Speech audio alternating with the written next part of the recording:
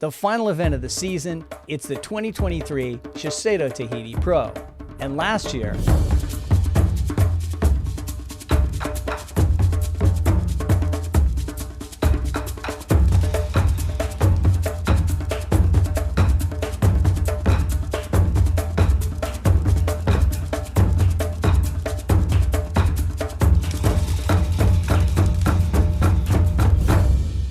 so using the surf forecast and analyzing some surf stats, I'm going to make my WSL fantasy picks. In men's Tier A, I'd be picking Joao Chianca if it was going to be heavy.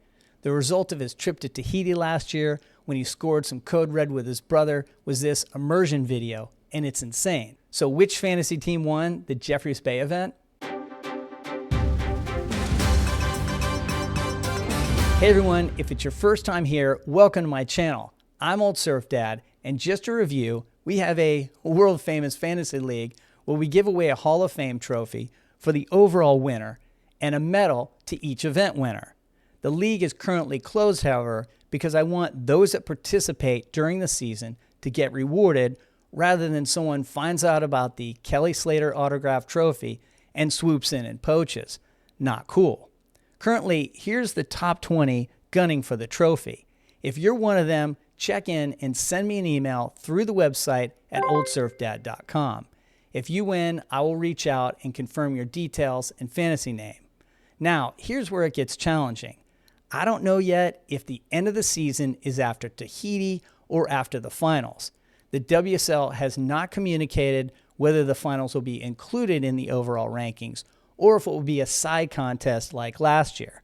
I will mirror what the WSL does, so be aware that this could possibly be the final fantasy event and we could be crowning our new fantasy champion.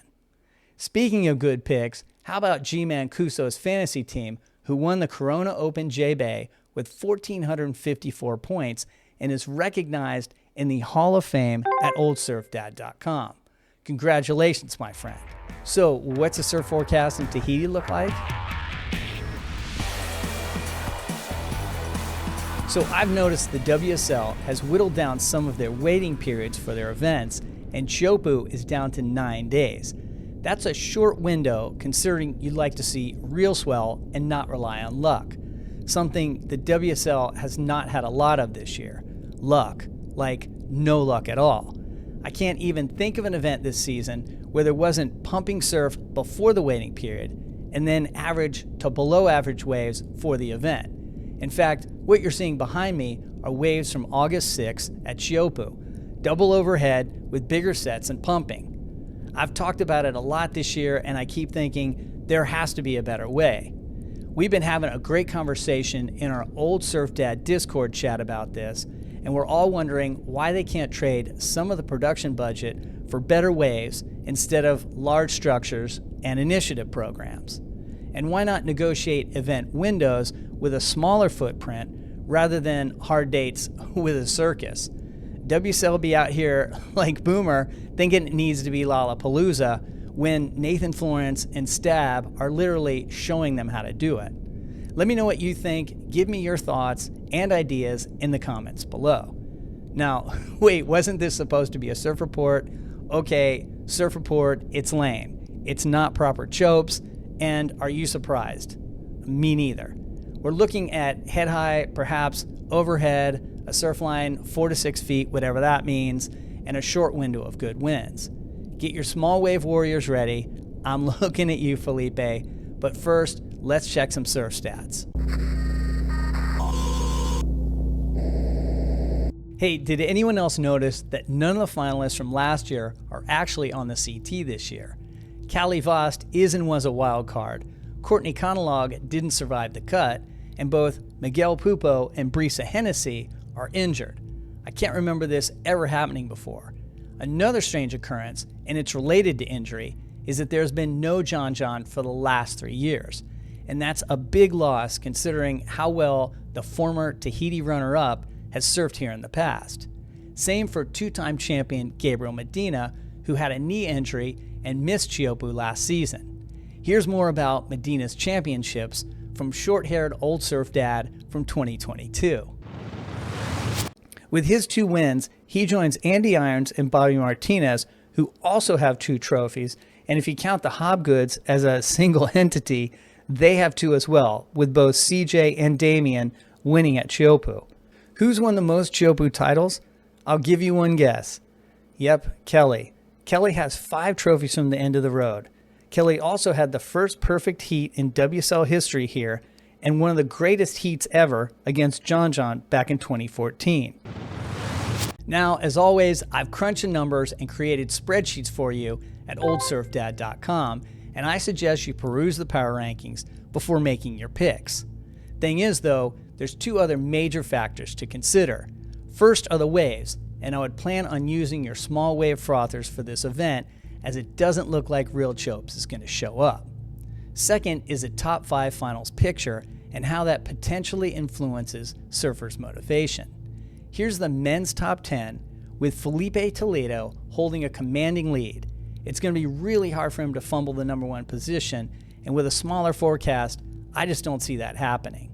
Now, Ethan and Griffin are already in the top 5, even with a bad result, but it comes down to final ranking and pride for these guys.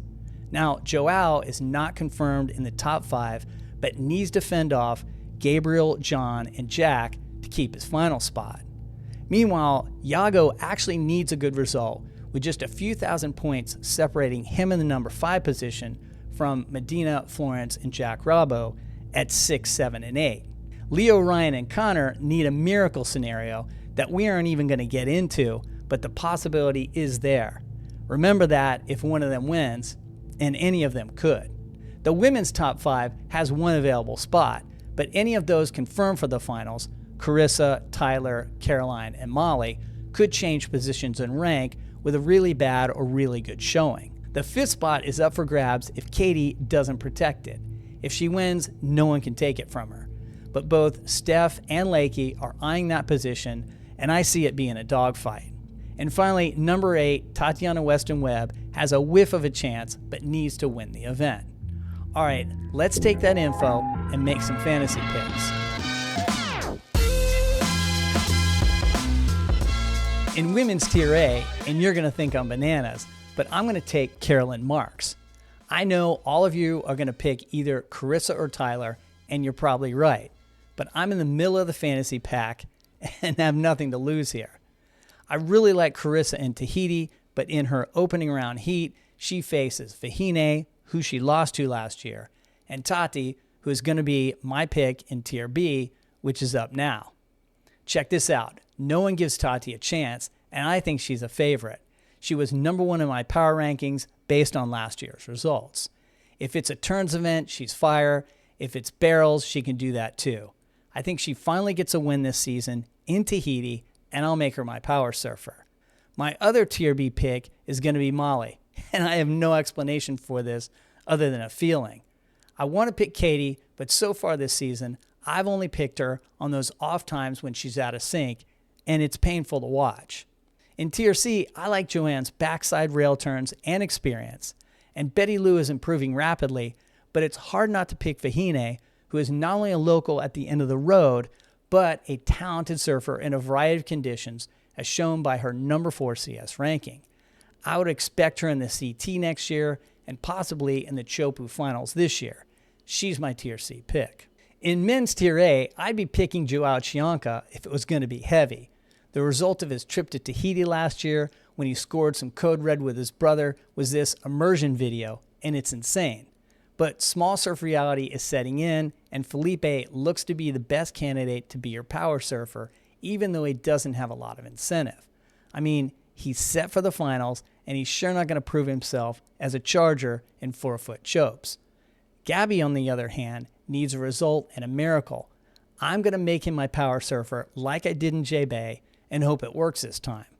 Medina has won here when it's huge and when it's small. In his last 6 Teahupoo events, he's never placed less than 3rd. He's been in 5 finals and is a 2-time champion. He has a 77% win percentage and average heat score of 14.9. That's about as solid as a pick as you're ever going to get. And yes, I am living in the past, but that old Medina is still there. That fire burns. You know it, I know it, or maybe I'm just hoping for it. Anyway, that's my 2 times pick. Now, I still have another pick in Tier A, and Ethan is tempting with his surprisingly strong backside turns. Yago made the quarters last season, but I feel Griffin's energy, and I think he wants to make a statement here after losing to Kanoa last year and missing the final 5. His matchup with Kelly and Ian Gentile in the opening round isn't ideal, but he can win that heat if he stays focused. Moving to Tier B, we realize what a collection of big wave tube pigs we have to choose from. I was going to impress you with my dark horse Coyote Belly and mention that he was in the semis last year in solid Teahupoo against eventual winner Miguel Pupo, and was in the semis at Pipe the last 2 seasons. But it doesn't matter, I need a head-high reef charger. So let's select John and Connor O'Leary, who were in that controversial heat at J-Bay, link in the description, and who can serve proper chopes, but I believe are versatile enough to score points in heaving little lefts. Next, I'll go Bear Mamiya, who will feel at home in Polynesia and has small wave antics to match his pipe skills. Finally, I'm going to choose Kanoa, but I want to ask you a question. He's been in Huntington all week at the US Open surfing the CS event. And my question is this: is it a dick move to compete against those trying to make the CT, or is it okay to use a CS event to stay competitively sharp?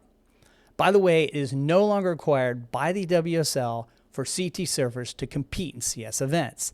He did this on his own, and as of this recording, he's in the semifinals and would probably be a favorite to win. So what do you think? Is this cool or not cool? I want to hear from you. Let me know in the comments below. Moving to Tier C has last year's finalist, Kali Vost, and that's an automatic selection for me. I know everyone's going to make that pick, but I think it's the right move. The big question is who to take after that. Rio has a tough heat draw, and I picked him with very little success this year. Matthew has proven himself in nasty tubes, if you recall last year's foam ball ride, and Calum and Seth are worthy, but there he is, Kelly Slater, the greatest of all time. Could this be his last event? Perhaps. I think if you want some kind of magic wild card from the ISA or an Olympic governing body, there's no better way to prove your relevance than to win at the Olympic venue. I'll select the 5-time Tahitian champion, Kelly Slater, filled with more nostalgia and hope, and realize it probably isn't going to go my way. So there they are, the old Surf Dad fantasy picks. What do you think? Where did I get it right? And where did I blow it? Will Kelly win 6 Tahiti titles or lose in the first round? I want to hear from you. Tell me in the comments below. Congratulations to the ever-narrowing pool of survivalists. If you made it this far, you're doing something right, because there's not many of you left. My survival stats, as always, are on oldsurfdad.com, and you can see who survived Tahiti in the past. But remember, past performance does not guarantee future results, but it does give you a good idea of who's been successful on the reef. Good luck, and if the survival stats have helped you, give this video a thumbs up or send me half your winnings. Okay, so the next event is the Rip Curl Finals at Trestles, and my girlfriend and I are talking about going to the event and seeing it live. We'll be staying in San Clemente, and I'll probably do a live stream for some of it and enjoy it from the beach as it unfolds. Of course, I'll be making my predictions in a video prior to the event, and we may even be crowning a fantasy champion in the coming weeks. I'll keep you posted on the website at oldsurfdad.com or on my Instagram, so give me a follow. All right, everyone, thanks for watching. I appreciate all of you, and good luck with your fantasy team. Damn, I can't believe I made it. Dude, just back notes. I recorded this whole thing with no sound. I had to re-record this whole freaking thing. All right, man. Thanks for watching, everybody. Jeez, that was brutal.